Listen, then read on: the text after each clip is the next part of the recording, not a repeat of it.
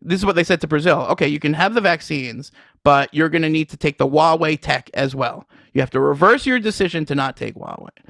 And they did it. Okay. So that's vaccines plus industrial expansion and economic expansion, right? That's how they think about it. And that's not how we think about it. We like to think we're above all of that stuff. But the fact is that geopolitics is a part of this pandemic, whether we like it or not. And it's going to manifest itself in lots of different ways.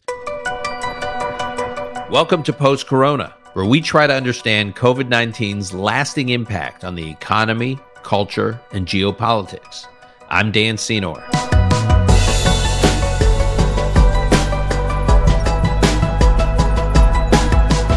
China is in the midst of a global vaccination campaign. According to published reports, China's government is supplying 10 times as many doses to other countries as it is to citizens in its own country. China's vaccination campaign is currently engaging 45 countries spread across multiple continents. Why? For what? What is China getting in return? And should the U.S. also be engaged in vaccine diplomacy? This is just one of many ways in which the pandemic has upended geopolitics as we know it. To better understand how China seeks to transform a global crisis that originated in China into a foreign policy tool, we sit down with Josh Rogin of The Washington Post. Josh is a longtime foreign affairs journalist, currently a columnist for the global opinion section of The Washington Post. He's also a political analyst for CNN. And having written about China for years and traveled Asia extensively, Josh is the author of a new book, Chaos Under Heaven: Trump, Xi, and the Battle for the 21st Century. Josh is one of the sharpest analysts on China and U.S. policy towards China that I know. I highly recommend you order his book. The pandemic has shaken up the U.S.-China relationship. Where does China's role in the world go from here? This is Post-Corona. And I'm pleased to welcome Josh Rogin to the podcast, who is columnist for the global opinion section of The Washington Post and political analyst at CNN and author of a terrific book, as I said in my intro, Chaos Under Heaven. Josh, welcome to the podcast. Great to be with you, Dan.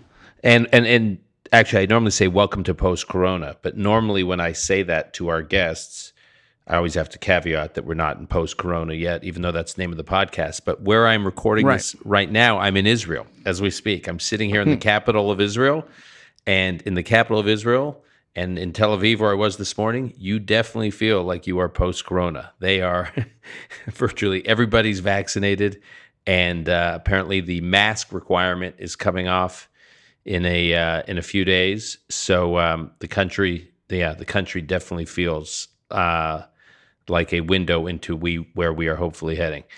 Okay, so Josh, we have a lot to cover. And before we get into the substance of your book and your years of reporting, our listeners are often interested in the career trajectories of our guests.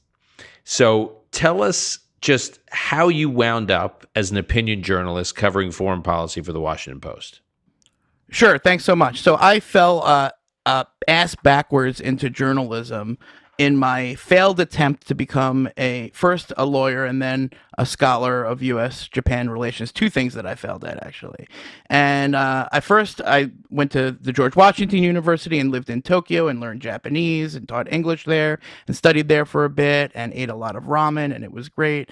And then I came back to Philadelphia, where I grew up, and I began working at a law firm in Philadelphia on human rights cases and applying to law school. I thought that's what I was going to do with my life.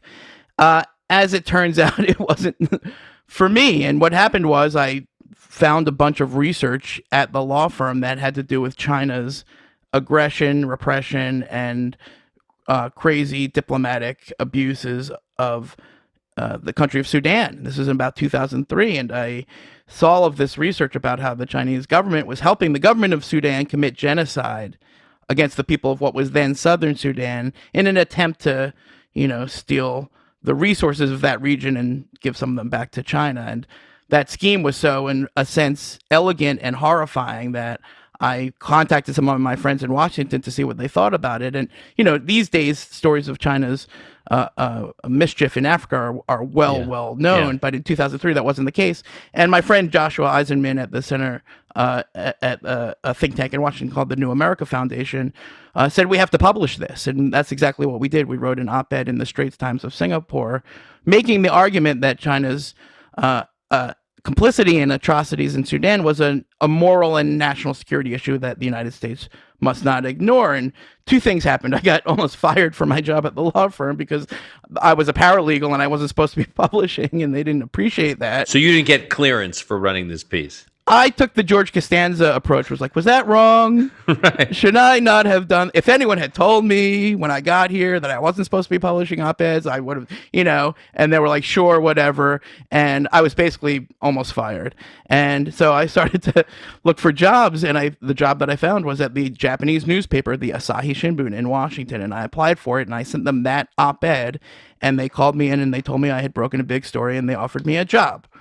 And 3 weeks later, I was back in Washington working as a reporter for the Japanese newspaper. And they said, go to the Pentagon. And I said, why? They said, you're the Pentagon reporter. So you were basically a Washington correspondent for a Japanese paper. Yes, but to be totally honest, I was the assistant to one of the correspondents. I was the 24-year-old, kid who was helping the senior Japanese correspondents, get around Washington because they weren't, from here. And my job was to go to the Rumsfeld briefings. And you remember the Rumsfeld briefings. I remember them well. Right? Those were epic briefings. Donald Rumsfeld was the best briefer in Washington. He didn't care what the policy or the talking points were. He loved to spar with the reporters. Tuesdays and Thursdays, like clockwork, he would hold court and give a lesson on briefing to everyone who would come to listen. So I sat in the front row on my first briefing, and I'll never forget because Martha Raddatz comes out of the bullpen, and she looks at me. She says, "You're in my seat." And I just looked at her and I said, I don't see any names on the seats. And she said, "What?" To be clear, Martha Raddatz at that time in the Pentagon briefing room was like royalty. I mean, she was front row seats, like exactly. For the famous people. Right. And I was a nobody, but I just sat there because I didn't know anything. ABC, right? ABC News. Yes, Pentagon wonderful reporter, good friend she's of mine. Terrific. Yeah, she top of the game. Yeah, I worked with her in Iraq. She's amazing. My wife Allie used to work with her at ABC. Anyway, long story short. We looked at the Wrangler. He said, "Yeah, this isn't high school. We don't have assigned seats here at the Pentagon." And so she had to go sit in the back. And Rumsfeld, because he's Rumsfeld, is like holding court about Abu Ghraib and where's Osama bin Laden and when's the Iraq war going to be over? Is the insurgency stronger or weaker than last week? And he's getting frustrated with these questions, and he calls on me randomly, and I switch the topic to U.S.-Japan relations, and his face lights up, and he talks about U.S.-Japan relations for 35 minutes and drained the entire press conference, and all of the other reporters were super pissed. But I had 35 minutes with the defense secretary talking about Okinawa and stuff. My bosses were thrilled. That was a front-page news article in 7 million Japanese newspapers. I couldn't read it because I can't read Japanese. I can speak it, but I can't read it. I'm like illiterate, but functionally illiterate. Anyway, that became a thing. So for 2.5 years, I was Donald Rumsfeld's foil in that briefing room. And anytime he wanted to switch the topic away from Iraq or Osama bin Laden, he would call me and I would reliably turn the conversation to U.S.-Japan relations. And I didn't know if the fix was in until one time I didn't ask anything. And in the hallway afterwards, he stopped. I didn't even think he knew my name. And he said to me, "Josh, what, are you tired today? I could have used you in there." And that's when I knew the fix was in. So after about 2.5 years of just me and Donald Rumsfeld making news all over Japan, I hit what they call the rice paper ceiling, like the American kid at the Japanese newspaper. There's no upward mobility for you. Right. So again, I applied to a bunch of Japan-related policy jobs. I just wanted to be a Japan scholar and eat ramen and speak Japanese. Didn't get any of those jobs. But I got a job working for a Federal Computer Week magazine, which at that time was a very prominent and respected, still is to a degree, trade magazine covering the federal IT industry, okay, which is a multi-billion dollar industry. But back in 2006, again, they weren't really focused on China. But because I was working in the Japanese newspaper and I thought I knew something about the region, I started reporting on China. And what I found was that there was a big problem here that a lot of people were talking about privately, but weren't talking about publicly. So I started to break a bunch of stories. And then I got a more prestigious gig at Congressional Quarterly. And then, that was when Congress was starting to grapple with a China that had clearly become more problematic in a number of ways, that was abusing our engagement, including its PNTR status and, its WTO membership. But at that time, 2007, 2008, we were still very Iraq focused, and there wasn't the appetite to take on China in a comprehensive way as a policy issue. Nevertheless, people were talking about it. And the repression was growing and the aggression was growing. Then I got a more prestigious gig at Foreign Policy magazine. That was when Hillary Clinton and Obama came in. And this was during the pivot to Asia. And Kurt Campbell and Hillary Clinton were devising this pivot to Asia. Tom Donilon didn't like that idea. He wanted to call it a rebalance to Asia. And whatever it was, it kind of like fell flat because they never resourced it, etc. But even at this time, this was a period of great consternation about what to do about a China that was becoming more and more internally repressive, externally aggressive, and if you're interfering in free and open societies on a range of fronts. And Xi Jinping came to power, and for the last couple of years of the and it was clear when he came to power that China was pursuing much more of a Cold War strategy. It became clear over time, and he came to power at the end of 2012, beginning of 2013, and the Obama approach was, okay, we got to make friends with this guy. And John Kerry invited Yang Jiechi to his house in Boston to have a nice dinner and spend the weekend, blah blah blah. And they didn't know. In fairness to them, they didn't know, but there were more and more people inside the system saying, no, this guy's a bad egg. By 2015, it was clear. I think it was clear by 2015. About 49% of the Obama administration thought it was clear by 2015. But President Obama wasn't one of those people. Ben Rhodes wasn't one of those people. John Kerry and Susan Rice weren't one of those people. So the policy still didn't really change. And then, the opening scene of my book is when, the Chinese leadership meets with the Kerry and Rice a week before the 2016 election. Can you imagine it? By this time, I worked at Daily Beast and then Bloomberg View. And weren't you at Foreign Policy magazine at one point? Foreign Policy magazine, yeah, for 4 years. I had too many jobs. I can't remember. Yeah. It's been a lot of jobs. All right. And over time, I just continued to track this China story. And then in 2016, the Chinese government, like all of us, like I expected, they thought that Hillary Clinton was going to win the election and that they were going to be made in the shade. And everything was going to be copacetic, and they were going to achieve what Xi Jinping always calls the new model of great power relations, the idea of a G2, that the United States and China would be co-superpowers, and we wouldn't interfere in their stuff, and they wouldn't interfere in our stuff, but we really would, but we would say that we wouldn't, and that the rise of China under Xi's vision for the China dream would go apace, unimpeded. And then Donald Trump gets elected, and he flips over the chessboard. Okay, but before we get to that, let me just ask you this question. If you look at where journalism was around that time, it was all during the 2016 campaign and then immediately after Trump is elected. As it relates to the intersection of foreign policy making and American politics, it seemed like every journalist in Washington was covering Russia. Exactly. And you said, no, I'm not going to join. It's not that I didn't think the Russia story was a big story. It was that I had come to the Washington Post from Bloomberg View, and Russiagate was in full effect. And, I knew a bunch about it. I was, I had written, I was at the convention. I broke that platform story. I actually wrote the first piece defending Carter Page when everyone was attacking Carter Page. So I was trying to go through it thoughtfully, but the story, can we curse on this podcast? Yes, go ahead. The story got all fucked up, okay, by everybody. And at the Washington Post, they had 50 people working on this story, and some of the best national security reporters in the world work at the Washington Post. And I said to my boss, Fred Hyatt, I'm on the opinion side, I said, I can't compete with that. They have 50 amazing national security reporters who are going to be into this story every single day. I want to do a different story. He said, what story do you want to do? I said, China. And to his credit, Fred Hyatt and Jackson Deal gave me the time and resources to report out the China story, which involved, traveling to Asia on their dime, 24 times over 3 years and, to a dozen countries. The first one I said I went to Dharamsala, and I met with the Dalai Lama on the top of the mountain in India, where the Tibetan government of exile is located. And when I pitched that to Fred Hyatt, I said, can I go to Dharamsala to meet the Dalai Lama and interview him about Trump? He looked at me and he said, I hope you find enlightenment. That was all he said. And I slowly backed out of the room before he changed his mind, okay? So over those 4 years, I just tried to be where the other guys ain't. And that happened to be the China story. But slowly but surely, first the government, then Washington, then the rest of American society realized that the China story is actually the more important story. And was it clear to you then that the Trump administration was in the process of completely...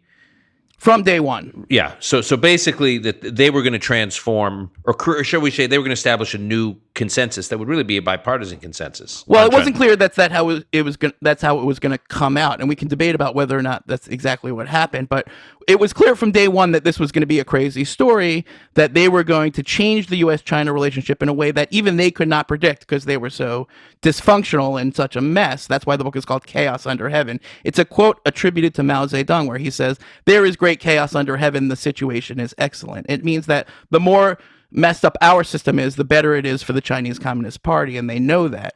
And so the overarching theme of the book is these factional battles inside the Trump administration that played out in unpredictable and often destructive ways. But what I knew is that just listening to the campaign, was that this was going to be a crazy story, and that they didn't care at all about the last 40 years of delicate relations managed by the China hands in Washington, who have had a stranglehold over this issue since 1972. And they didn't care about that at all. They didn't want to hear from those people. I remember the first time I met with Jared Kushner, he's like, "Well, I don't want these old guys coming in from these think tanks and telling me about foreign policy. Didn't they screw this up?" And I said to him, I'll never forget, I said, "Well, maybe you should just hear what they have to say. You don't have to do it, but just take the information anyway." But he didn't, that was the mentality. And so if you watch the campaign, you heard a lot of crazy and sometimes very accurate stuff said about China. And this was rooted in Donald Trump's 30-year belief of that the United States was getting screwed over by China economically, and that he was the man to fix it. And this was something that if you read through all of his books that he alleges he wrote over the last 30 years, the books that have his name on the title page, the message about China is amazingly consistent, okay? And it carried through the campaign. And then once the administration started, all of that campaign stuff went out the window, and the Hawks weren't in charge anymore, and Peter Navarro couldn't even get in office, and Bannon got fired 7 months later, and here comes Gary Cohn and Steve Mnuchin and Jared Kushner to try to make a deal. And so that's the opening, is that they flipped over the chessboard, but they couldn't set it back up again. And everybody sort of realized that when President Trump took the call from Taiwanese President Tsai Ing-wen during the transition, because it was immediately reported as the biggest blunder in 40 years of diplomacy. But what was funny about that, I mean, not ha-ha funny, but kind of ironic funny, and this is how I reported in the book, is that Trump didn't realize what he was doing. In other words, so he takes a call from Taiwan, he's in the transition, and it's considered a total diplomatic faux pas, because you're going to blow up the relationship with the most important other superpower, if you will, in the world. Exactly. And you're not supposed to be engaging directly with the Taiwanese government when you're a new president. Right. But Trump doesn't care about the policy. He cares about that he's getting ridiculed by the New York Times for making a blunder that he didn't intend to make, because no one told him that it was a blunder. They're just like, do it, it'll be fine. And so he got really mad at his staff for not telling him that it was going to get reported this way. And then that turned him against Taiwan for many years, and had an actual totally backfired and had a terrible impact on U.S. policy towards Taiwan, to the point that Trump even told a U.S. senator once, as reported in my book, that if the Chinese take Taiwan, there isn't a MF thing we can do about it. Okay. And that's Go ahead. So that's the chaos, is that you have people struggling some to persuade the president, some to trick him, some to bring him along.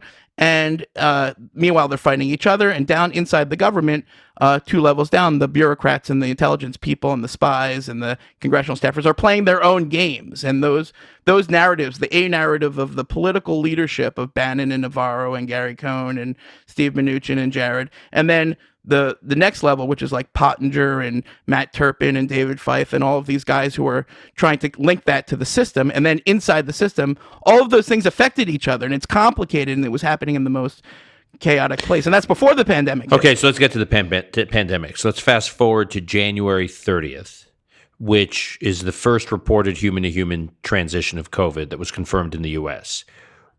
So where were you at that point in following the story of the pandemic? And did you anticipate at the time that it would become a story that would result in a pandemic, consume the Trump presidency, potentially the presidency of whoever succeeded Trump, transform our geopolitics with China? Like, did you Did you see this as a big China geopolitical struggle at Right. the moment? Well, it's hard for me to go back and discern what so I reported the story twice. I reported it as it was happening, and then I went back and re-reported it with 300 plus additional interviews when I went to do the book. So, what I can tell you is that at that time in our politics, in our government, there was a very small group of people who were sounding the alarm.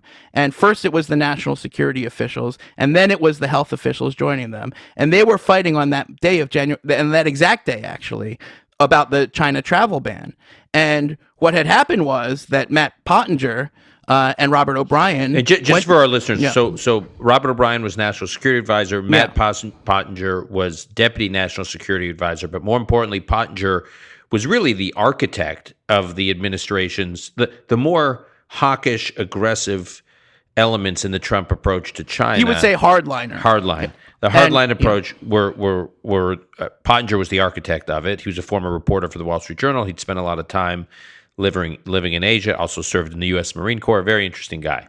Right. So Matt Pottinger was not only the head Asia official who spoke Chinese, who could he had sources because he covered SARS in China in 2002 and 2003. He had real sources. So he's talking to his sources. And he has all these family members who were infectious disease experts. His wife experts. is a virologist who worked for the CDC. Right. His brother is a professor of epidemiology at University of Washington, which was one of the first breakouts. He's reading the intelligence. He's reading Chinese social media. He's talking to people in Chinese and in China. And he's trying to sound the alarm. Nobody will listen. And he convinces Robert O'Brien. Now they're both sounding the alarm. Nobody will listen. And then on January 30th, they're like, listen, we've got to shut it down. And even the health people like Anthony Fauci were against it. But once there was what you mentioned, shut it down, meaning shut down travel. Shut down travel from China right now. Yeah, right. And that when there was the first example of human-to-human transmission in the United States, that's when the health officials were like, okay, we got to do this. But Mnuchin and the chief of staff, Mick Mulvaney, were like, no, we can't. We're going to tank the airlines. It's going to tank the economy. It's going to cost you the election. Don't do it.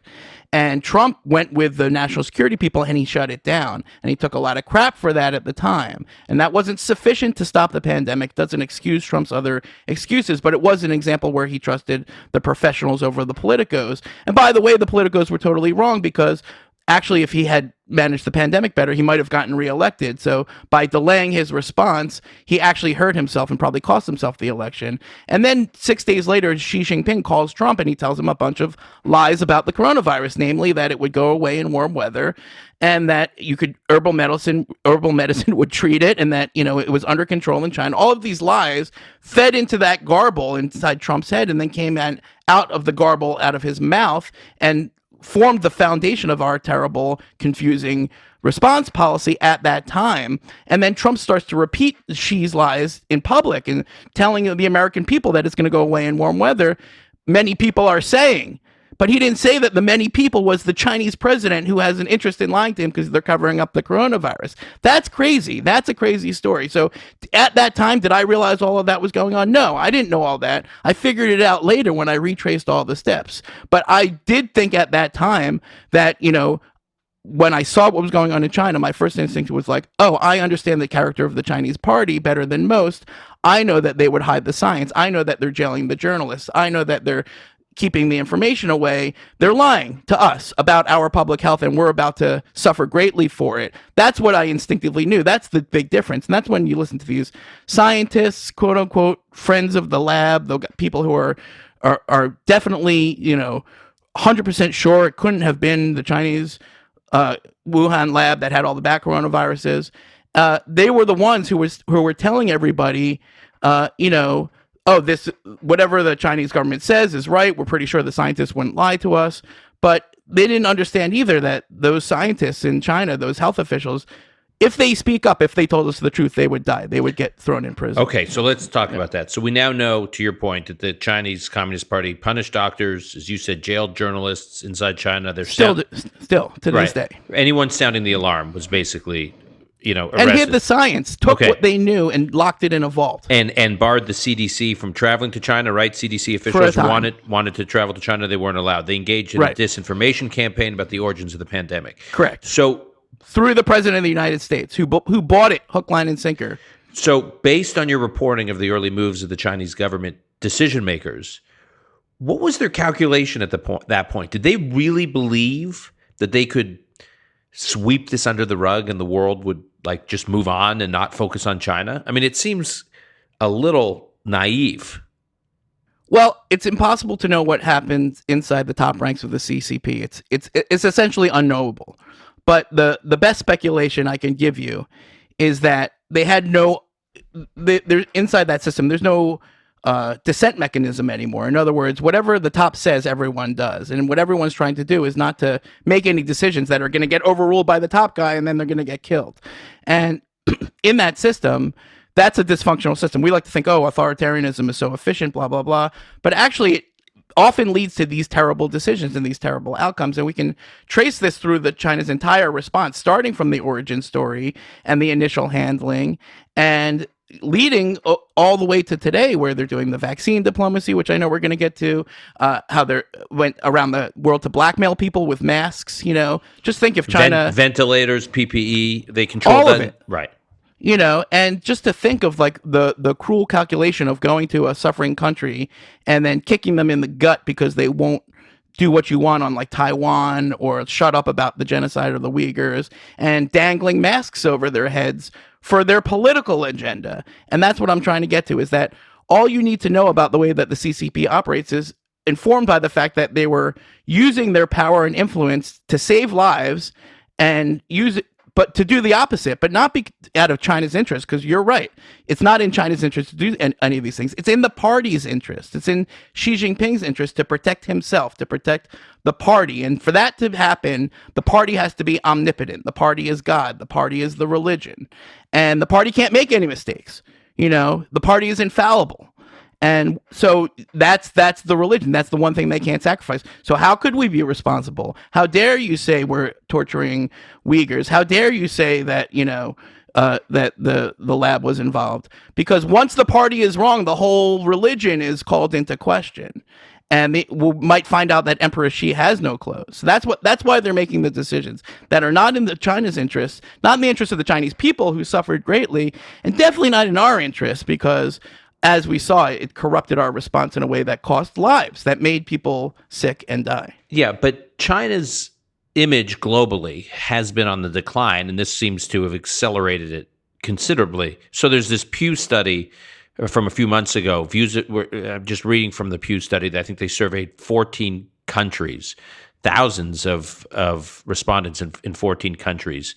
And today, according to the survey, a majority in each of the surveyed countries has an unfavorable opinion of China. In Australia, the UK, Germany, the Netherlands, Sweden, the US, South Korea, Spain, Canada, negative views have reached their highest points since Pew began polling on this topic more than a decade ago. And a lot of the survey work was done during what not only all this noise about the origins of the pandemic, but China's manipulation, as you said, of the ventilators and the PPE. So I take your point that it was in the Chinese Communist Party's interest to protect the institution. But if you just look at that data, it didn't work. It backfired. It didn't just not work. It blew up in their faces. Exactly. That's exactly right. And it continues to, because they continued to double down, because even today, they still won't give us the science. Even today, they're blackmailing countries like Peru. They say, if you want your vaccines, Peru, you're going to have to dump diplomatic recognition of Taiwan. That's a real example. But of course, the Peruvians are like, oh, well, we can't accept that. We can't yield to the blackmail, because then we'll just be Beijing's bitches forever. And, it's too humiliating, right? But they can't do the other thing either, which is what they're doing, which is to refuse the Chinese virus, because their people are like, how can you not give us the vaccines over Taiwan? So they put the government of Peru in a position where it might collapse. And my argument was when I was talking to the pilot, I'm trying to convince people to care about this, right? That we've all had this awakening. Okay, well, and what I keep getting back is like, oh, well, we can't play games with vaccines. We don't want to do vaccine diplomacy like the Chinese do, but they're doing it. And in a vacuum, even their horrible tactics will have a lot of success. In other words, if we don't have something else to offer a lot of these countries who are suffering this pandemic, they'll be forced to take this corrupt and sort of sinister Chinese Faustian bargain, and that's what we're seeing. So and less effectuous vaccine. I mean, the vaccines are worse too. Right, but it's better than nothing. If Right. I had a choice between nothing and the Chinese vaccine, I would put that shot in my arm right now. Okay, You know? so let's. I want to get to that in a minute. First, I just want to talk about China's vaccine campaign domestically. On this podcast, we have done episodes on the state of the U.S. vaccine campaign. We had a conversation with Scott Gottlieb. We've done a lot on the Israeli campaign with Yonatan Adiri, and we've touched on the UK and European campaigns with Brett Stevens and Neil Ferguson. But we rarely talk about how the Chinese vaccine campaign is going in China. Now, I've seen numbers. I saw numbers late February, March, where China had just administered something like north of 50 million doses for a country of 1.4 billion people. And those are public numbers. The Chinese People's Political Consultative Conference spokesman released those numbers.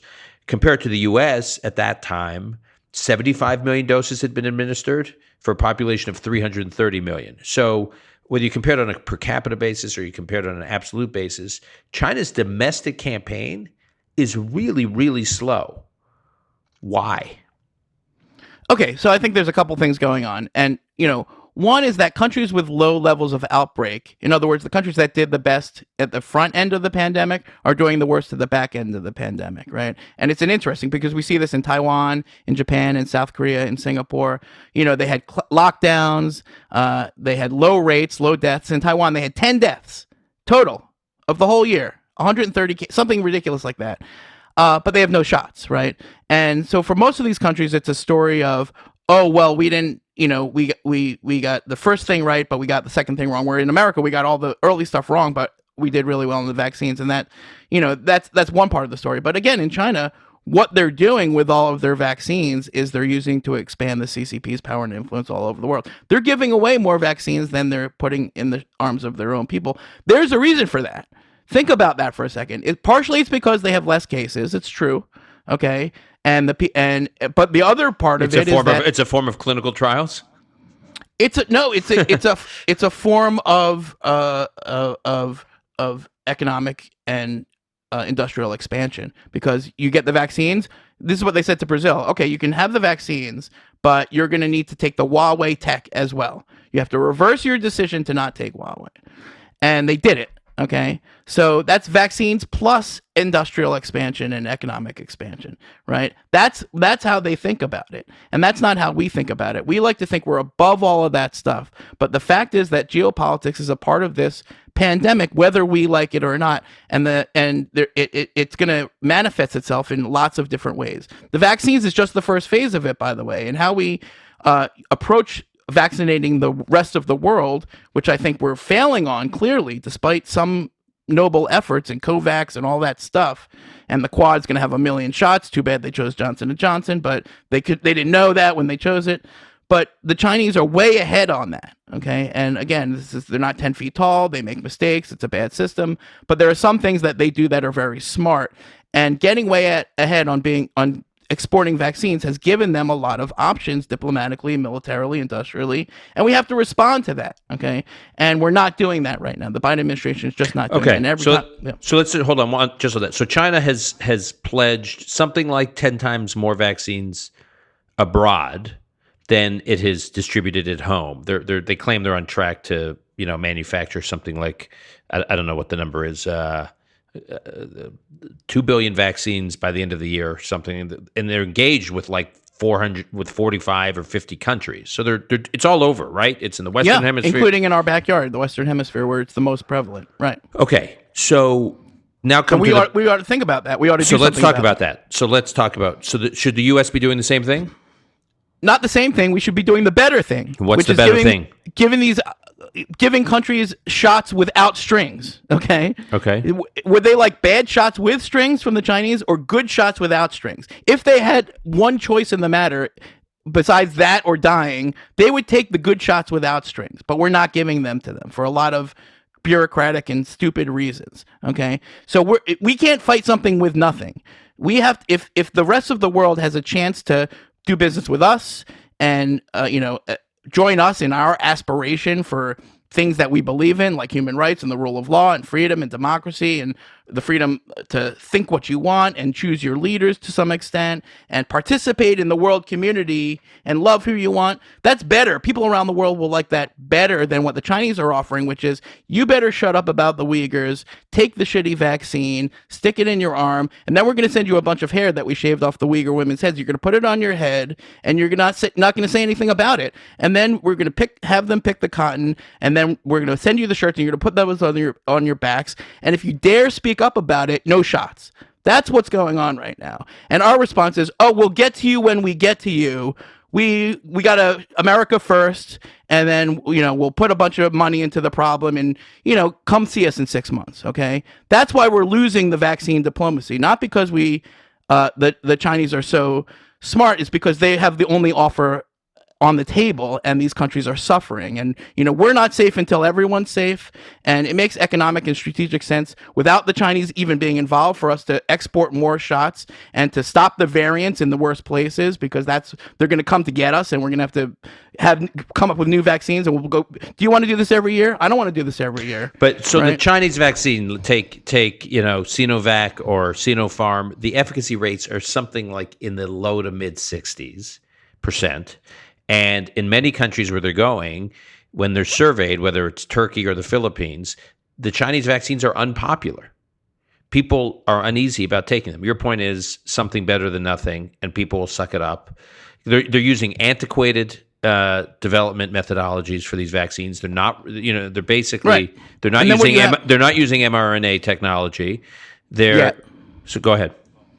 Yeah, no. So now there's a push by progressives on the left and human rights organizations, including Nancy Pelosi, by the way, to get Biden to hand over all of the intellectual property for vaccines. The mRNA research that was funded by DARPA, by the way, that we spent 25 years developing, to release the IP and just get rid of all the patents, which on a human level sounds like such a wonderful idea. But if you just think about it for 10 seconds, you realize that it's crazy and naive, because once you do that, essentially what you're doing is you're taking our entire biotech industry and you're delivering it to the Chinese Communist Party on a silver platter. And what they'll immediately do is just steal everything, build 1,000 factories, and put all of our biotech out of industry out of work. And then because they always screw it up, there'll be billions of more bad vaccines. God knows what they'll do with that research.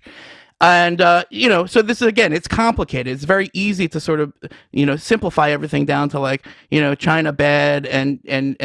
But the truth is that we have to get our act together. The grand strategic competition with China can only be won if we engage in it and if we devote our time and resources to it. That's what the book is about, is that we got to do more. And it doesn't mean we have to do everything. It doesn't mean we have to overreact. We don't want a Cold War. We don't want a hot war. Those are bumper stickers that the sort of pro-China community will throw at you to dissuade you from responding to China's aggression. When it comes to vaccines or anything, we just have to be clear-eyed about what they're doing and then actually have a response. We have to have our system work, which it hasn't done in quite a while. And is the Biden administration's resistance a just general foreign policy directional decision, or they're concerned that we don't have the capacity? They're trying to figure out how to work their computers, and they just got there, right. And they're setting up meetings to set up a process to determine how to write a paper, and then the paper's got to be workshopped, and then they got to have a meeting about the workshop, and then they got to start the process, and then they got to review the process, then they got to socialize the process with allies and get their input, and then they got to feed that back into the process. This, Dan, because it's a difference, really. Like, I'm not saying the Trump administration had no process; it was a disaster. But the Obama administration was all process, and this becomes an alibi for inaction. And this is what we're seeing. Okay, and I was talking to State Department officials this week because I was about this very problem, and they were like, "Listen, Josh, we just got here 7 days ago. Half my staff isn't there. And, I want to get into this, and I'm going to get a briefing in a couple of weeks. We're going to have an IPC meeting in July." And I'm like, Jesus Christ, you know what I mean? Like, the whole world's going to pass us by. Well, these guys figure out, which office to sit in. And, again, that's not a Democrat. That happens in every administration. But meanwhile, things are going on in the world. So I think a lot of it is just regular old bureaucratic dysfunction and Washington malaise. I mean, Derek Scissors at the American Enterprise Institute argues, even if you don't have a total global campaign on vaccinations, pick a few strategically important countries right? Well, we have, right? So we have a loan program with Mexico and Canada, Yeah. right? And But what it's about really, But what about Southeast Asian countries? I mean, and we have the Quad program Right. for 1 billion So shots for Asia, right. So that's for where? Philippines, Indonesia, Southeast Asia, all of it. Okay. And that's a small step in the right direction. Right. Right. So again, praise where it's deserved, and credit and criticism where it's deserved.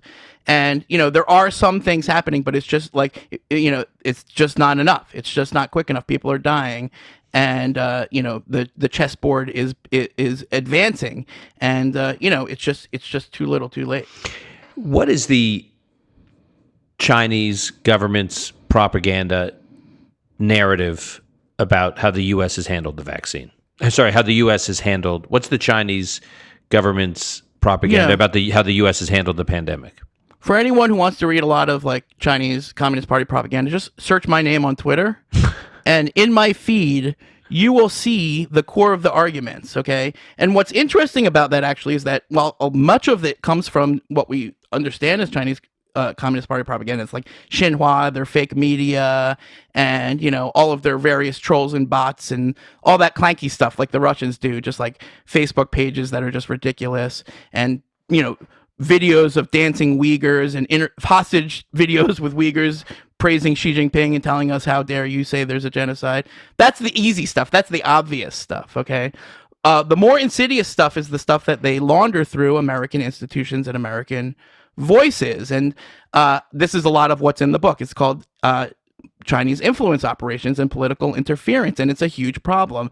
And at this, the Chinese Communist Party is way better than the Russians ever have been. And what they do is they seed our institutions with millions of dollars, billions of dollars actually, and campuses and companies and Wall Street firms and Hollywood studios, and they corrupt as many elites as they can on both sides, right? So Hunter Biden and Neil Bush, two sons of two presidents who are compromised and took a bunch of Chinese money for a reason. It's because they don't care who's in power. They'll try to corrupt anyone who will be corrupted. Ivanka Trump, Neil Bush, Hunter Biden, 3 children of presidents who took corrupt money from the Chinese government through proxies, right? It's done through proxies, all sorts of proxies.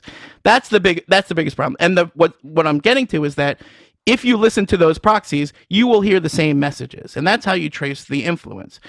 Why is it that the same Uyghur genocide denialism is coming out of some American voices and some Chinese Communist Party propaganda voices? Why is it that when on the same day that they attack somebody for the lab theory in the Global Times, that it happens to come out of this American think tank in the same way on the same exact day? I happen to see it because they're both attacking me on my Twitter feed. That's how it works. They bombard you with in your language from your people in a way. And that's why influence operations are so insidious, is because everybody does soft power, everybody does spying, but in that middle ground, in that hybrid gray zone, are overt actions that conceal a covert purpose, and that's what makes them dangerous. And so when you go to a Confucius Institute event, it might be fine or it might be corrupt. And when you go to a think tank that's getting funded by a Chinese energy company, it might be fine or it might be corrupt, because the money is the conflict. The money is what compromises us, and that's how they do it. China's the world's top pharmaceutical manufacturer. Speaking of some of their power, yeah. Right, including the chemicals that are used in the pharmaceuticals. Correct. Do you? It sounds like you do believe the relationship, that whole supply chain relationship, is just going to change dramatically. Yeah. So for good. So yes, one way or the other. So, I see this phase of the pandemic crisis, meaning the actual pandemic. This is the end of the beginning, assuming we don't go back into another surge, which I pray we don't. Even if we all get shots and nobody gets the coronavirus, or less people get the coronavirus, that's just the first phase of this, okay? Because the pandemic has changed geopolitics in ways that we're just beginning to understand. I identify sort of 5 different areas. One is the vaccine diplomacy, which we just talked about. The second is supply chain reorientation, okay? It's a limited decoupling of critical technologies that feeds Biden's plan to build back better and return good manufacturing jobs for the industries of the future. That leads to the third one, which is a high technology decoupling and competition. And that takes place not by onshoring critical things. In other words, okay, it looks like we're going to need to make our own masks from now on. Why? Because there's going to be another pandemic, and we don't want to get blackmailed for masks again. Okay, so we can build a bunch of masks. That's easy, right? That happens on, and okay, if we can get some of those chemicals and rare earth and all that stuff, and maybe build some semiconductor foundries, that's going to be better if push comes to shove, right?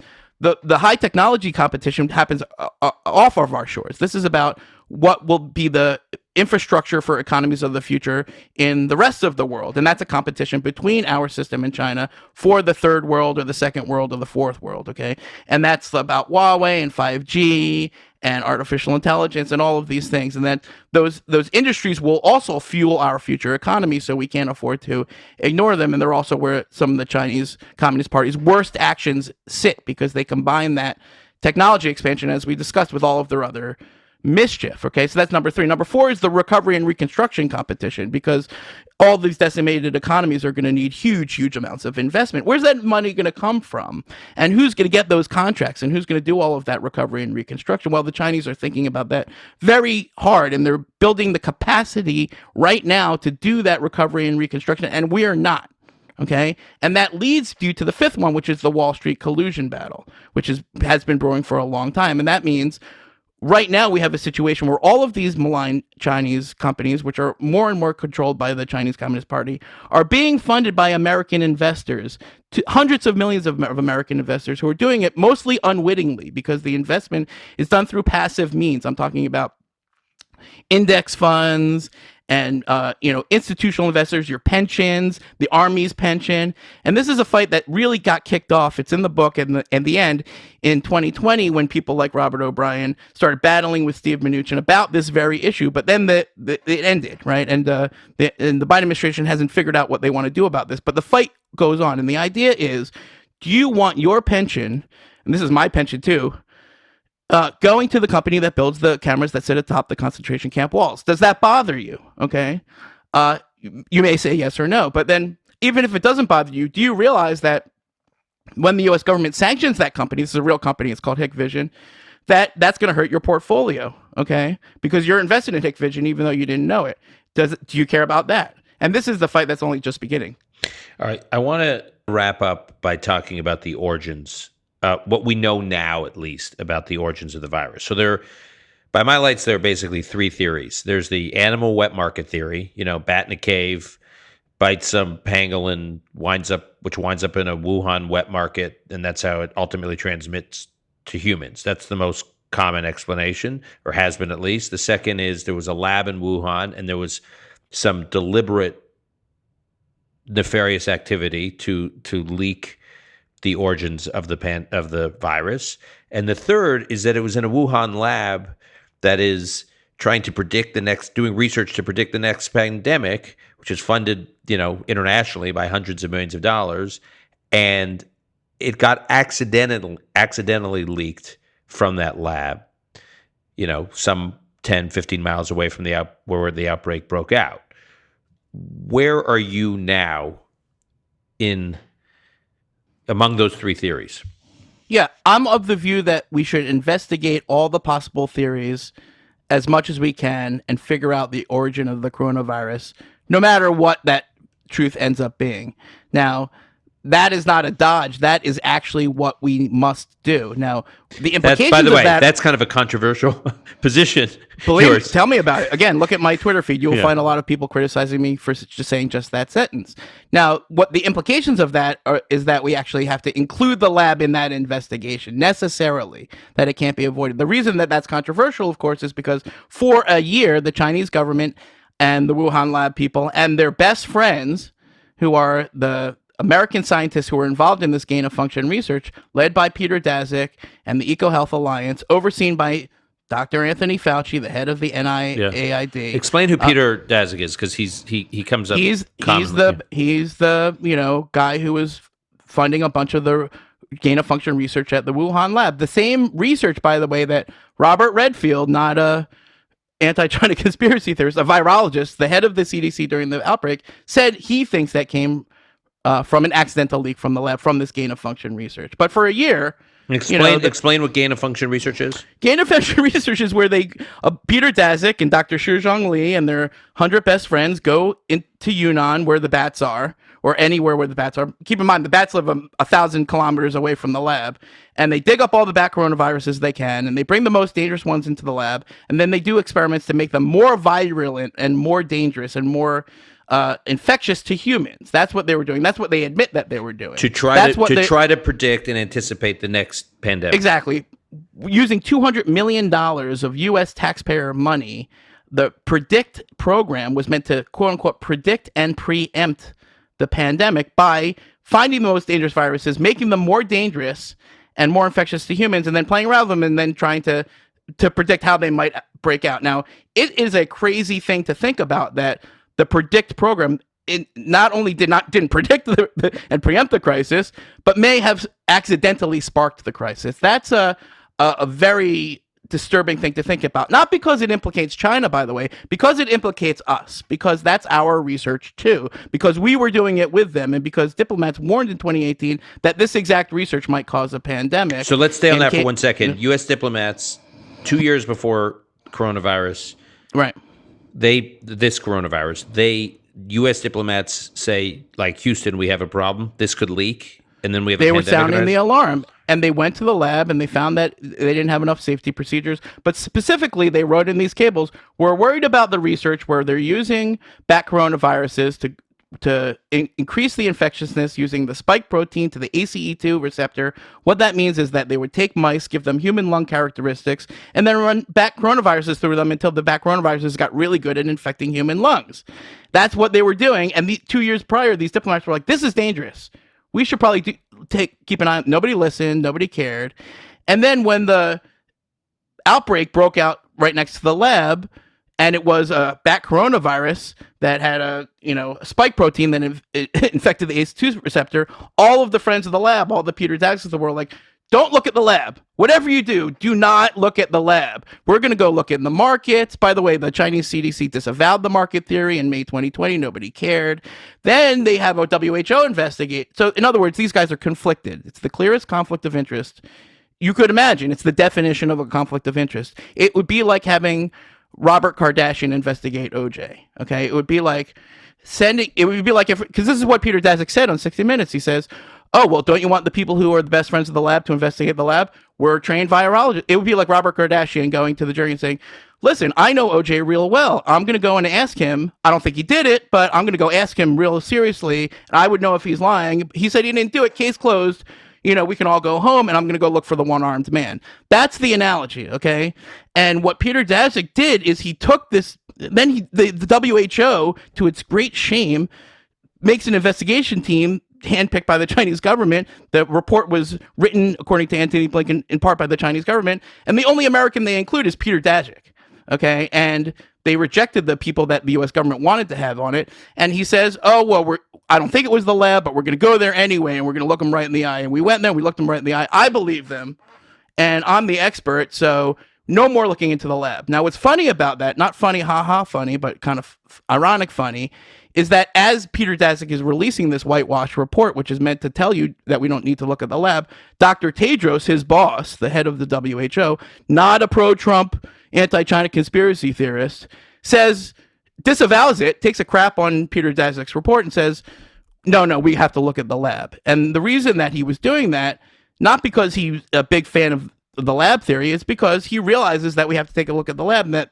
he's trying to save the credibility of his organization, which the Chinese government and the Peter Daszaks of the world have destroyed through their very shameful and very obvious whitewash. And for the Chinese Communist Party, for their propaganda, that's enough for us to not know, for us to not think about, like, we're going to be able to figure this out. That's a win for them. But the last thing I want to say is that the craziest part is that they added a fourth theory, because once they disavowed the market, we found that it wasn't the market, actually, because the first cases had no connection to the market. They found some old guy who'd never been to the market. He didn't know about the market.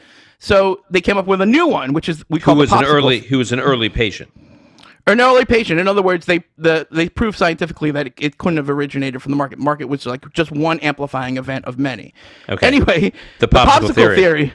The popsicle theory is that it came into Wuhan on a frozen food package from somewhere. Could have been Italy, could have been Norway, could have been Bishkek, okay? Could have been New Jersey, okay? And so what Peter Daszak wants to do is he wants to go around China and the rest of the world searching for every palm civet and prairie dog and mink and pangolin and frozen package of fish sticks that ever might have gotten its way to, and look for the virus there. And I say, let him. I say, have fun with that. Go do that for the next years. Meanwhile, someone's going to have to look into this lab. Okay, and it can't be him. You can't have the Robert Kardashian investigate OJ. We're going to have to find somebody else who doesn't have a clear conflict of interest to investigate the lab if we want to have any sense that we actually gave it the old college try. It doesn't mean it's going to be easy. It doesn't mean we're going to figure it out. It means we have to try, and we have to, realize that we've been tricked as a sort of a media environment and in large ways as a country into thinking that, there's no evidence for the lab, but there's a ton of evidence for the market theory, when actually there's no proof of either, and the circumstantial evidence is much higher on the lab side. You know, if you would have thought if this pangolin theory was true, that they would have had some pangolin, they would have found some. You know how many pangolins they found to tie to the outbreak? Zero. They tested thousands of pangolins and raccoon dogs and minks and all over China. They found zero that were connected to the outbreak. That's zero evidence. Okay. All right. Lastly, the legacy of the international public health Can I say one more thing authorities. about the origin? Sure. Yes. It's not absolutely. about blaming China. It's about solving the origin so that we can prevent the next pandemic. We can't prevent the next one if we don't know how this one started. That's how serious it is. And the current plan to respond to this pandemic is to take that research, that gain of function research, and throw another $1.2 billion into it. In other words, to times sixfold the dangerous research that might have caused the pandemic, and to dig up literally 500,000 new dangerous viruses and bring them to a bunch of labs and play around with them and see what happens. We That's could be our spending response. we could be spending that kind of money on monitoring and surveillance in the in the event of a. That's exactly right. So the public health authorities and the post-corona international public health authorities, their post-corona reputation, will we listen to them next time? I'm pulling up a tweet here from January 14th. January 14th, the World Health Organization tweets out, preliminary investigations conducted by the Chinese authorities have found, and I quote, no clear evidence of human-to-human transmission of the novel coronavirus. So, preliminary investigations conducted by the Chinese authorities have found no clear evidence of human-to-human transmission of the novel coronavirus identified in Wuhan. January 14th, World Health Organization. Right. I mean, their continuing error, their original sin and their continuing error was to accept Chinese government claims at face value and then regurgitate them, giving them more credibility, to assign the WHO's credibility to the Chinese government's information, and in doing so, helping the Chinese government cover up their own crimes and destroying the WHO's credibility in the process. Now, I was not a fan of how the Trump administration reacted to that. I think that these multilateral organizations are flawed, but should be engaged and fixed, not nixed. Okay, that's what I think. And when we yield the playing field, that vacuum is just filled by more Chinese corruption and etc. So again, we have to have two ideas in our head, that the multilateral organizations are useful but flawed. And with Russia, Reagan said trust but verify, but with China we have to distrust but verify. We have to first assume that they're probably bullshitting us, but it's not always. You know what I mean? And so we have to follow the facts, but we have to realize what we're dealing with. Josh, thank you for joining this conversation. I encourage everyone to buy and read Chaos Under Heaven, Trump, Xi, and the Battle for the 21st Century. There's a ton in here about this emerging consensus, political consensus on U.S.-China policy. And I think Josh would argue that we turned a corner on how we approach China, and we're probably not going back in some way for a long time. Sorry. It's the end of the beginning. It's the end of the beginning. Right. So read the book, read Josh at the Washington Post, and thanks for a spirited, albeit somewhat depressing, but frank conversation. That's my specialty. Depressing but frank. Depressing but frank. All right. Take care, Josh. Thanks a lot. You too. Thank you, my friend.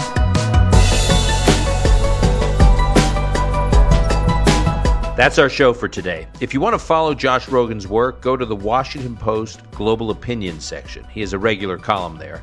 And you can also follow him at Twitter, at Josh Rogin, JoshRogin. And again, I highly recommend his book, Chaos Under Heaven, which you can order wherever you buy books, especially Barnes & Noble. If you have questions or ideas for future episodes, tweet at me, at Dan Senor. Today's episode is produced by Alon Benatar. Until next time, I'm Dan Senor.